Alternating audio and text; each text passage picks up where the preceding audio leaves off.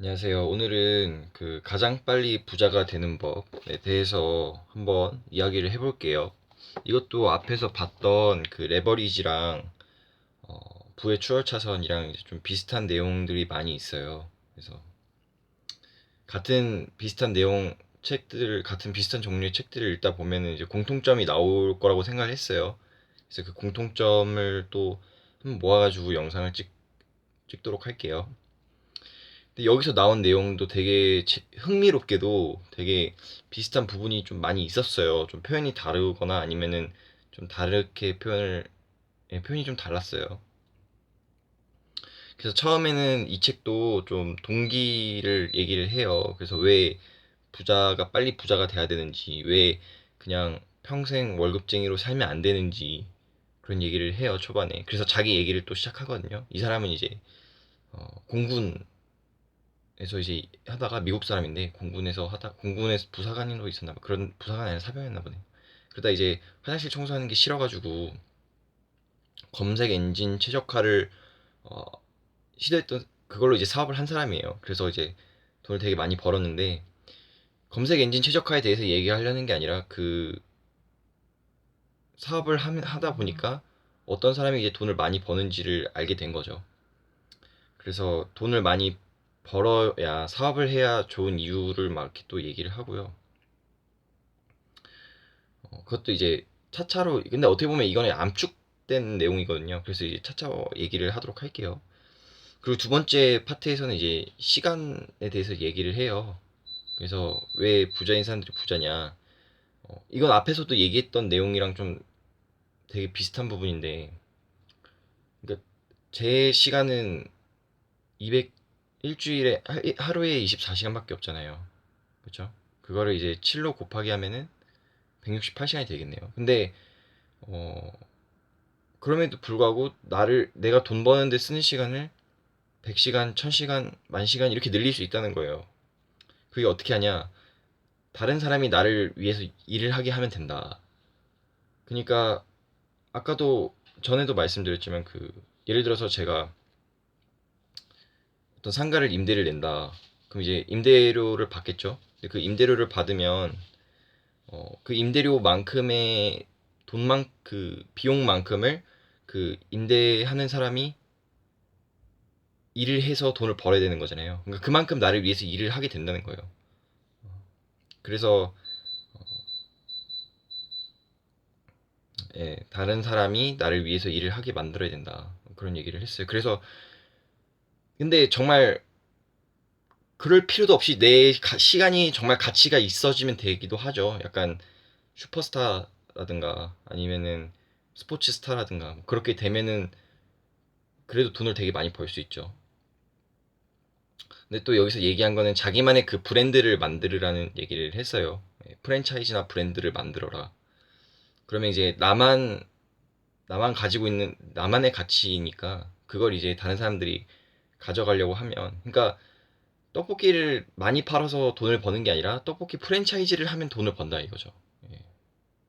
그래서 프랜차이즈를 다른 사람이 떡볶이 가게를 쉽게 열 수 있도록 교육을 하고 그 환경을 만들어주고 돈을 벌게 해주면 그러면서 이제 프랜차이즈 비용으로 나에게 돈이 들어오면은 또 이제 식재료 같은 걸 제가 좀 공급을 하는 식으로 그렇게 프로세스를 창출을 하면은 돈을 벌 수가 있다. 많이 벌 수 있다. 예, 그런 얘기를 했습니다. 그 다음에 얘기했던 건 여유가 있어야 된다. 부자는 여유가 있어야 된다. 이런 얘기인데요. 근데 그 여유가 있어야 된다는 거는 여기서 여자 꼬시는 거를 비유를 해서 해요. 그러니까 여자를 꼬시는데 자기가 막 되게 능력이 있고 자신감이 있으면 그러면은 한 여자한테 엄청 매달리지 않는다는 거죠. 근데 만약에 이 여자가 진짜 온 세상에 하나밖에 없는 여자인 것처럼 행동을 하면 말도 어버버 다 잘 못하게 되죠. 그 다음에 되게 매력 없게 다가간단 말이에요. 여유가 없고 급해 보이니까. 항상 이제 소개팅 나가는 친구나 막 그런 사람들한테 항상 하는 말인데 급하지 마라. 예. 잘 안 되죠. 근데 부자들은 여유가 있는 사람이 부자 된다는 거예요. 그래서 여유 있게 사람들한테 이 여자를 꼬시려고 했는데 안 됐어요. 그럼 다른 여자한테 가면 되겠죠. 그것처럼 이 사업을 했을 때 안 되면 다음 사업을 하면 된다. 다시 버텨서 그 잘 안 돼도 다시 일어나면 되니까. 좀 바보처럼 보일 수 있고 힘들 수 있죠. 근데 그거는 당연히 사업을 한다 그러면은 리스크를 감당해야 하는 리스크인 거죠. 그런 얘기도 했고. 그 다음에 가치관에 대해서 얘기를 했어요. 되게 좀 재밌는 예시가 있었는데, 어떤 예시냐면은, 이제 당신이 칼 에이서다. 칼 에이서인데, 어, 세계 최고의 차를 가지고 있고, 그 다음에 최고의 실력을 가지고 있다. 그런데, 내 칼 에이서인 그 내가 자신감이 없는 거예요. 그러면 이제 우승할 수 있겠냐 이거죠. 그 레이스를 달려가다가 다른 차와 부딪힐 수 있는 그 상황에서 엑셀을 밟아야 되는데 내가 자신감이 없으면 그때 브레이크를 밟고 밀려난다는 거예요. 결국 진다는 거예요. 그러니까 내가 항상 내가 항상 부자는 슈퍼리치는 전 세계 1%밖에 안 되거든요. 그러니까 1% 슈퍼리치가 되겠다는 거는 다른 사람들보다 사업을 1%만큼 안에 들 수 있도록 해야 된다. 이런 뜻인 거죠. 그러니까 내가 나는 뭐 이래서 안 돼. 나는 저래서 안 돼. 아, 지금 환경이 어때? 이렇게 나가가면 안 되고요. 난 지금 어떻게 못하지만 언젠간 다시 해낼 거야. 내가 지금 이거 연습해서 내가 해낼 거야. 아니면 내가 뭐 이걸 고용하면 되지. 약간 이런 식으로 계속해서 자신감 있게 어, 문제를 해결을 해야 된다. 그런 얘기를 하더라고요. 그래서 이제 수재의 논리와 그다음에 뭐 바보의 자신감.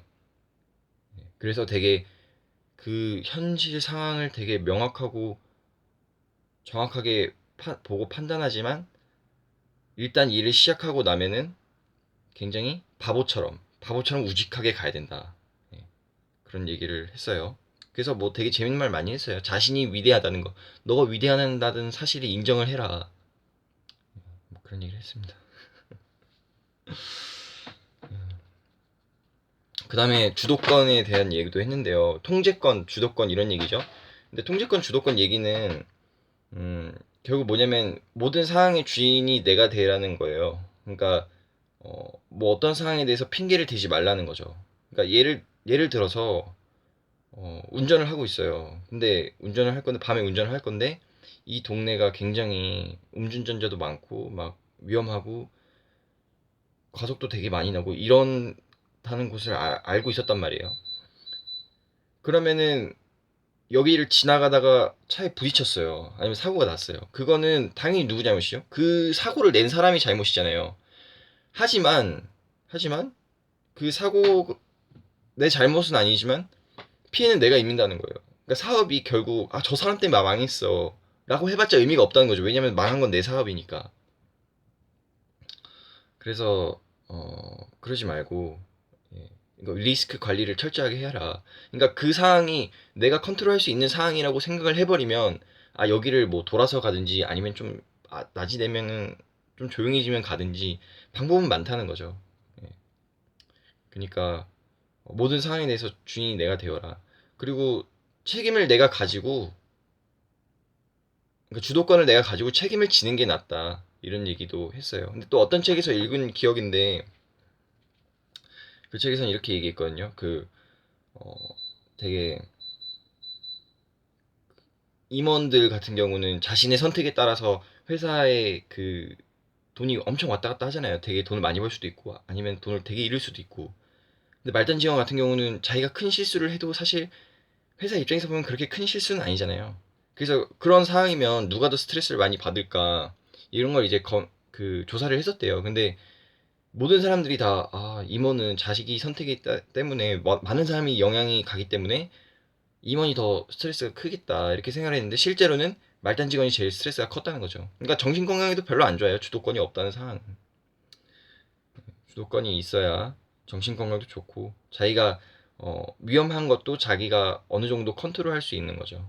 안전한 위험이라고 하더라고요. 안전한 위험. 그런 얘기 또 좋은 얘기 했었고요. 그 다음에 또 되게 중요한 얘기를 했었는데, 그 다음에 얘기했던 얘기가 그 사람을, 그러니까 한 가지만 배워야 된다 그러면은 판매를 해야 된다. 판매를 할 줄 알아야 된다. 그런 얘기를 했어요. 그러니까 판매를 해야 된다는 거는 두 가지로 나눌 수 있는데, 그 사람을 이해한다는 거죠. 그러니까 첫 번째는 사람을 이해하는 거고, 두 번째는 이제, 이거 예매에서 같이 얘기할게요. 그 사람을 이해한다는 건데, 사람의 심리를 알아야 된다는 거예요. 사람들은 이럴, 뭐 A라는 상황이 터지면 B라고 행동을 하고, 이 상황이 터지면 뭐 C라는 행동을 한다. 이런 그 사람이 행동하는 시스템을 알고 있으면 예측할 수 있죠. 그러면 사람들이 뭘 원하는지 알 수도 있는 거고요. 사람들이 가장 중요한 건 사람이 뭘 원하는지 거기에 맞춰서 내가 대응하는 게 중요하다고 얘기를 해요. 예. 그래서 전에 읽었던 책인 부의 추월 차선에서도 고객 중심의 사고를 해라, 그런 얘기를 했었어요. 그러니까 내 중심이 아니라 고객 입장에서 어떻게 받아들여질 것인지 그걸 생각해가지고 하라고 했었는데, 여기서도 이제 사람을 이해해라. 여기서 그러니까 그 사람이 뭘 원하는지를 알아야 된다는 거죠. 결국 같은 얘기를 하고 있는 거예요. 그래서 여기서는 어떤 예시가 있었냐면, 이 사람이 검색 엔진 최적화 서비스를 했다고 했잖아요. 근데 이게 판매자랑 생산자가 있는데, 그 사람들이 만날 수 있는 시장을 만든 거예요. 그러니까 생산자 같은 경우에는 이 검색 엔진 최적화 스킬이나 도구 같은 것들이 필요한데, 그걸 이제 무료로 뿌려버린 거죠. 그래서 이제 사람들이 엄청나게 몰려들고, 그 사람들이 많은 숫자가 자기의 이제 고객이 됐다. 그러니까 되게 고전적인 수법으로 그냥 이제 고객 이메일 뜯어내는 식의, 몰래 이렇게 막 동의 막 이렇게 누르다가 고객 이메일 뜯어가가지고 판촉 이메일 보내는 그런 식으로 안 했고, 사람들이 원하는 게 뭔지, 사람들이 원하는 거를 이용해서 그 흐름을 이용해가지고 자기가 이득을 많이 볼 수 있게 했다. 그런 얘기죠.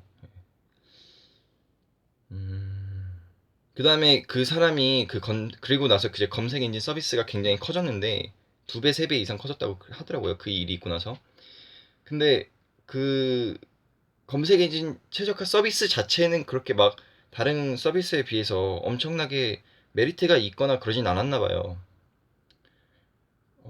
그러니까 이 사람이 뭐라고 했냐면, 제품 자체가 그렇게 중요하지 않다, 이렇게 얘기를 하더라고요. 그러니까 이 제품이 사람들에게 주는 감정이 중요한 거지, 이 제품 자체가 얼마나 스펙이 좋고 이런 거는 별로 따지지 않는다는 거죠. 그러니까 진짜 스펙이 정확하게 명확하게 나와 있는 스마트폰이나 컴퓨터나 이런 것도, 사실 AMD 같은 거는 요즘 막 떴죠. 사실 인텔하고 비교해가지고 가격도 훨씬 싸고 그랬단 말이에요. 근데도 스펙 같은 경우도 훨씬 더 좋았음에도 불구하고 굉장히 인텔에 많이 밀려가지고 점유율을 많이 차지를 못했었단 말이에요. 그러니까 그런 것도 보면은 왜 인텔을 그동안 사람들이 선택했는지, 그러니까 왜 사람들이 다른 커피가 아니라 스타벅스를 마시는지, 왜 다른 핸드폰이 아니라 뭐 애플을 쓰는지, 이런 것들은 다 사실 그 제품 자체의 역량이라기보다는 그 제품이 불러일으키는 감정이 더 중요하다는 거죠. 그러니까 이 사람 같은 경우에도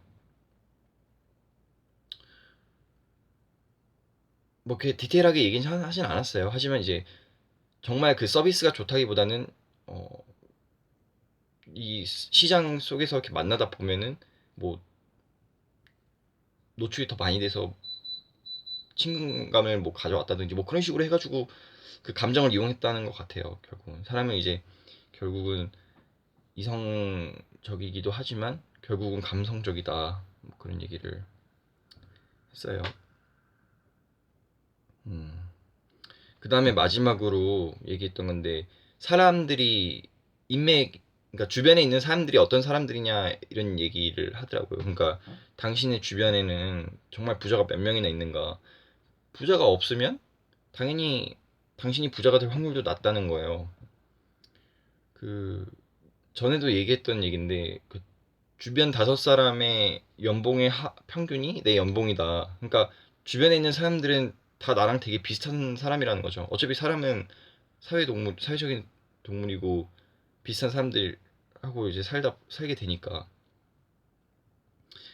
근데 여기서는 또 그러니까 이제 만약에 내가 돈을 되게 많이 벌고 싶은 그런 입장이라면 그러면은 지금이 주변에 있는 사람들보다는 되게 사업을 하고 싶어 하고 열망이 있고 그런 태도를 가지고 있고 그런 재산을 가지고 있고 그런 사람들하고 어울려야 된다는 거죠. 그래야지 좀 더 얘기를 하더라도 뭐 농담을 하더라도 그냥 뭐 돈에 관련된 농담을 하고 그러면 이제 주변 사람들이 그렇게 돈을 막 버는 걸 보면은 나도 자극이 되고 어, 자연스럽게 그 환경에 적응하기 위해서 나도 노력하게 되고 그렇다는 거예요. 예. 그래서 주변에 있는 사람들이 그만큼 중요하다. 그래서 여기서 얘기한 말은 그 돈을 내서라도 그런 모임에 참석을 하라고 하더라고요. 멤버십 같은 그럼 유료 멤버십에도 가입을 해라. 근데 그런 유료 멤버십은 가끔 이제 어, 사업가가 사업이 주가 아니라 그 멘토가 주인 사람들이 가끔 있거든요. 그런 사람들 같은 경우에는 그러니까 자기 주 업무는 사업인데 부업으로 다른 사람들을 멘토링을 하는 사람들 같은 경우는 괜찮은 거죠. 괜찮은데 자기 주업이 멘토링이에요. 이거는 이런 사람한테는 사실 크게 배울 수 있는 게 별로 없다라는 거죠. 예. 그래서 주 사업을 하되 부업으로 이제 멘토링을 하는 사람들에게 접근을 그 멘토링을 받아라. 그런 얘기를 했습니다. 그리고 이거 하나를 빼먹었네요.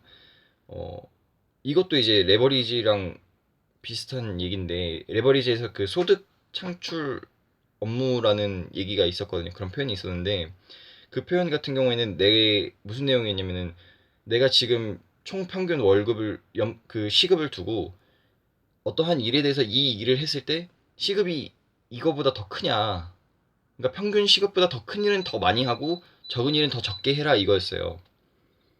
근데 여기서도 이제 그렇게 막 계산을 하게끔 하진 않았는데 그런 비슷한 얘기를 했어요. 그래서 예를 들어서 처음에 마케팅 사업을 한다 그러면은 가장 먼저 중요한 거는 고객이 있어야지 내가 돈을 벌잖아요. 그러니까 마케팅 내가 공부를 하는 것도 있고 뭐 하는 것도 있고 이러지만 마케팅을 실제로 고객을 모으다 보면은 고객들에게 그 실제로 돈을 벌리는 그 일에 집중을 하라는 거예요. 근데 만약에 하다가 보면은 내가 부족함을 느끼겠죠. 뭐 이런 점은 내가 이 파트는 이런 마케팅은 내가 잘 못하는 것 같고 뭐 저런 부분은 내가 공부가 필요한 것 같고 이러면 그 사람을 그런 걸 할 수 있는 사람을 고용을 하든지 아니면 잘 공부를 하든지 그것마저도 나중에 선택할 수 있다는 거예요. 그러니까 자기가 돈을 먼저 버는 거. 근데 처음에는 그러면은 판촉 이메일이나 전화 같은 걸 할 수 있겠죠. 고객을 많이 얻으려고. 근데 그 고객을 얻으려고 하는데 자기 연봉이 고객 수가 되게 많아져서 연봉이 되게 높아졌어요. 그러면 이제 고객을 성사를 시킨다고 해도 내 평균 월급보다 낮을 수 있잖아요. 그런 경우에는 이제는 내가 직접 할 때가 아니라 다른 사람을 고용하거나 아니면 다른 방식으로 새로운 소득 창출 방법을 고민해야 될 때다. 이런 얘기를 하더라고요. 왜냐면은 이미 어느 정도 음, 성장이 한계점에 도달했으니까 더 이상 성장하기 위해서는 다른 방법이 필요하다는 거죠. 그런 얘기를 했습니다. 그래서 저는 이번에 책을 읽고 나서 되게 좀 관심이 생겼던 게 그 사람 심리에 대한 관심이 좀 생겼어요. 그래서 어떻게 하면 사람의 심리를 더 잘 명확하게 이해하고 잘 파악할 수 있을까? 그런 데 관심이 생겨서 앞으로는 좀 물론 이제 비즈니스 관련된 도서들을 계속 더 할 거예요. 근데 비즈니스 도서만 하는 게 아니라 그 심리학 책들을 조금 읽어볼 생각입니다. 그래서 이제 집에 있는 책이 지금 그 무슨 뭐더라 제목이? 설득의 심리학인가? 예, 그게 있거든요. 그거를 이제 읽을 거예요. 그거 다음 주에 하도록 할게요. 오늘은 여기서 마치도록 하겠습니다. 가장 빨리 부자 되는 법이었습니다.